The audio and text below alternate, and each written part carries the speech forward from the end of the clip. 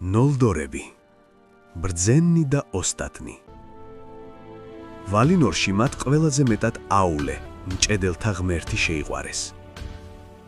მათ არ აინტერესებდათ უბრალოდ ჯდომა და სიმღერა.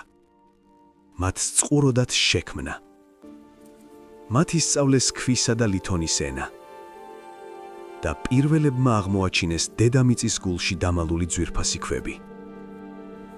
მათი მეფეა ფინუე, შავთმიანი, გამჭოლი მზერის მქონე მმართველი, რომელმაც თავისი ხალხი შუახმელეთის ბინდიდან გამოიყვანა. ის არის ბრწყინვალე გონების პატრონი. მის თვალებში ანთია ცოდნის წყურვილი, რომელიც შემდგომში მის შვილებს მემკვიდრეობით გადაეცათ. ნოლდორებმა ააგეს ელფთა ქალაქებს შორის უმშვენიერესი, ტირიონი. ტუნას მწვანე ბორცვზე აღმართული თეთრი ქალაქი, რომლის კედლები მარგალიტის მტვრით ბრწყინავდა.